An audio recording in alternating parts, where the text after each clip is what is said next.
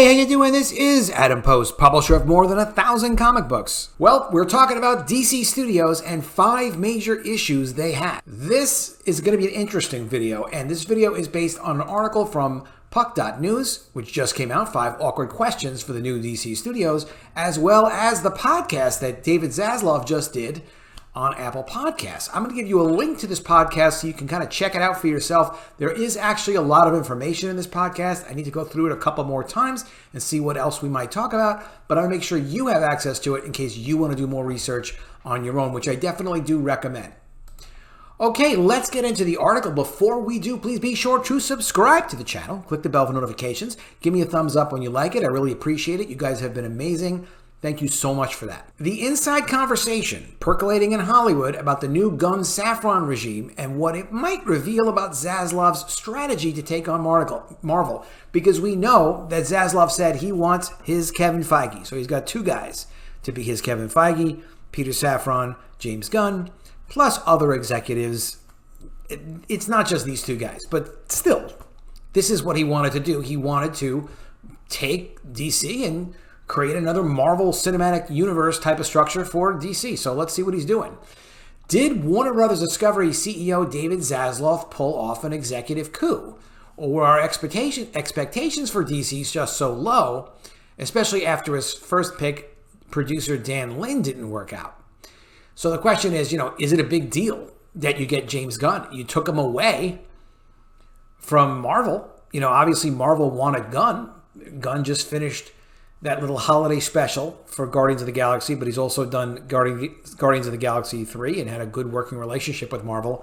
No more. Now he's exclusive to DC. And what's also funny is Alan Horn, who's consulting Warner Brothers Discovery and trying to recreate a cinematic universe for them, was the guy that actually fired James Gunn for old, bad, really weird tweets that Gunn did back in the day from Guardians 2. Isn't that something? Safran is a producer who presents as the button-down adult in the room. He has a lot of producing experience, and he knows how to make money. He's made money for Warner Brothers Discovery already, and he'll likely be accountable for the business side, right? So you're not going to expect James Gunn to be responsible for all the finances. Safran will do that, and even with that, Safran is not going to be writing off on things by himself. He's not going to green light projects himself. There's also Mike DeLuca, Pam Abity that they're supposed to collaborate with, and then there's other higher level management. But I think you're going to make a good team. You can let me know what you think in the comments below. Let's get into the first question. What will the brand and sensibility become? Zaslav is pretty transparent about his intentions here. When you compare DC to Marvel, Marvel is 7, 8, 9 times bigger, but we have Batman, Superman, Wonder Woman. He said an investor podcast, which is this podcast. But if Zaslav really wants Marvel, meaning a superhero universe connected across all media and tied together with one coherent sensibility, one coherent aesthetic. Sensibility is also a great word for it. That is not the current iteration of DC. That's true. Warner's has always maintained that the strength of the DC brand is that it can house hard R psychological thrillers like Joker and kid-friendly escapism like Shazam under one roof. So figuring out what the new DC stands for, and if it still stands for many different styles, will be job one on the film side. So that they need to know, what is a DC film supposed to feel like? In Black Adam, that's not a Shazam kid-friendly kind of movie. I liked it better than Shazam. Tell me what you think of it in the comments below. It's even harder because DC is not starting from scratch. It's got the burden of all that comes before, including the fact that DC's biggest heroes were created around World War II and are inherently less accessible than Marvel's more fun and emotional characters. Remember, DC only recently escaped Zack Snyder's dark sensibility, which turned the movies into a morose parade of humorless quasi-gods. Obviously, that's this author's take. I thought the Zack Snyder films were pretty good, but he's got a point to say that, it felt like, they are dark, and there is a question of, these characters are too powerful, and, that's fine if that's going to be the story for the universe, but is that the story you want? And if it is, it's not the Marvel Universe, not the cinematic Marvel Universe anyway. The Marvel characters are pretty accepted, generally speaking, by the general public, and they're not taken as... Them being threats to the general public is not really something you see a lot in the Marvel movies. And it's especially tricky because Gunn's own movies are wacky and often violent. They're sure Zaz would prefer DC films would be mainstream, fun, but not too edgy and rated PG-13. On the TV side, the big challenge is coherence. Before, there was nothing that DC head Walter Hamada could do to prevent Warner Brothers Television's Channing Dungey and HBO's Casey Bloys from making, say, a Watchmen show, even though it took the characters in a direction that didn't fit what Hamada had planned for the film, or for film. Now, it's under one brand manager in Gunn and Safran who have to figure out how to best share the IP to create maximum value across different and at times competing platforms. That is not easy, and that's fair to say. To even think that you're supposed to be developing the DC universe and you've got people in TV doing their other social justice thing with Watchmen in some complete different lunatic direction that does not necessarily fit any kind of continuity, stuff that you're spinning out of whole cloth, that's not manageable. So it's great that animation, TV, and films are under one department. Will filmmakers take notes from a peer?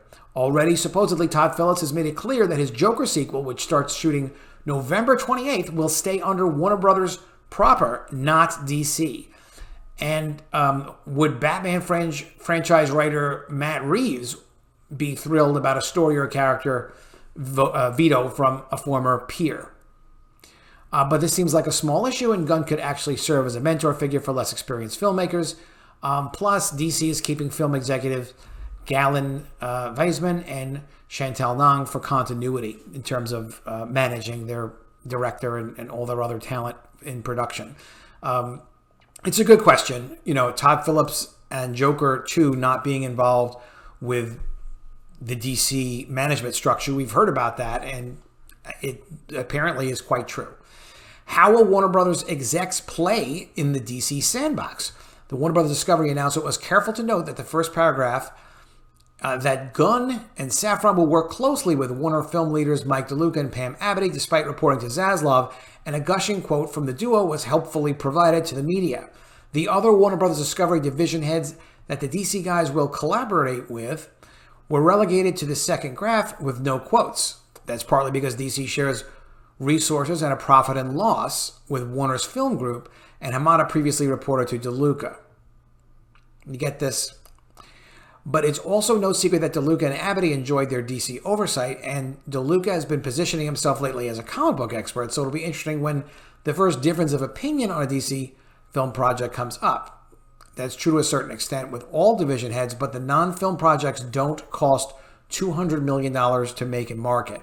Still, bringing in Safran, who was already in the Warner Brothers family on Aquaman, Blue Beetle, and Shazam movies, was apparently DeLuca's idea, so he's incentivized to make it work. I mean, they have to figure out how to make it work. And the good thing about when there's more than one person responsible is that while you don't get all the credit, you don't get all the fault if something goes a little bit wrong. That's just reality. What will the big investment that Zaslav keeps talking about in DC look like? On the podcast, Zaslav explained his view that Warner Bros. Discovery spends too much on content that doesn't matter to audiences and not enough on content that does matter. There's areas like DC, he said, where we think there could be a big investment and big return. It's not happening. That begs the question, what is DC not doing that Zaslav thinks it should be doing? DC already produces about 2 big budget movies a year, plus animation, plus all the HBO Max and CW shows based on DC properties, plus games. How much more does Zaslav want? 5. Will any of it actually matter? At least on the movie side, projects from new executives take 2 to 3 years to hit theaters. This is very fair. It's going to take a while for any of these Gunn and Safran projects that they start now to come out. Gunn and Safran could have a new boss by then, or at least a new company name on their paychecks. Zaslav told Warner staffers at a recent town hall that the company is absolutely not for sale. But few on Wall Street believe that sentiment. They're absolutely not for sale. That is to mean, no, they're not going to merge with Comcast. No, they're not taking and looking for people to invest and buy out the company. They can buy the stock all they want. However, any public company is always for sale. It's for sale every day. It's a matter of, are they going to, you just saw what happened with Elon Musk and Twitter. Twitter wasn't for sale either. They fought him tooth and nail, and then they eventually forced him to buy it. So could the company be sold? Of course it could be sold. Is Zaslav positioning it to be sold? Does he expect it to be sold? Does he want it to be sold? No, no, no, and no. And the basic reason is the stock price is at half of what it was like before the merger. So that's just the reality of it. So for them to sell right now, they'd be losing a fortune, because a lot of people, who were with Zaslav and Discovery, why would they want to sell and not get a profit? Even at double the current price, they'd only be around break even from before dealing with this merger.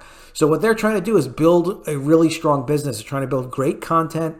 As he said in his podcast, they're trying to focus on spending money to create big projects that can be successful in multiple markets. He also explains in the podcast that when you've got a big brand, you get more on the economics. You get more percentage of revenue in the theaters on a Batman movie than you would, just some other random movie. And you get more distribution. There's always space made for you in all the movie theaters throughout the world. So having those big brands are important. They're also not just doing big projects. They also do, of course, small projects. But you understand he's looking to reallocate where they're putting the resources. Warner Media was really poorly managed, which he says in the podcast is a great opportunity for them.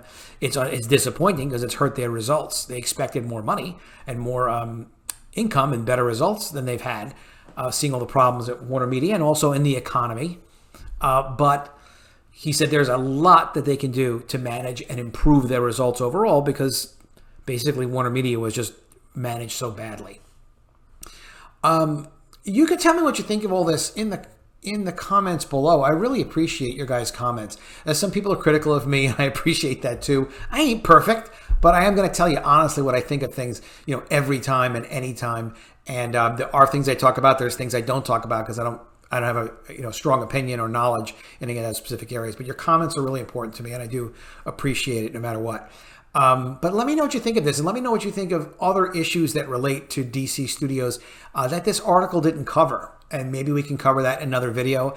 And, if appropriate, and I can do it, if you have a question about it or you want my take on something, I'm going to give you that take right in the comments.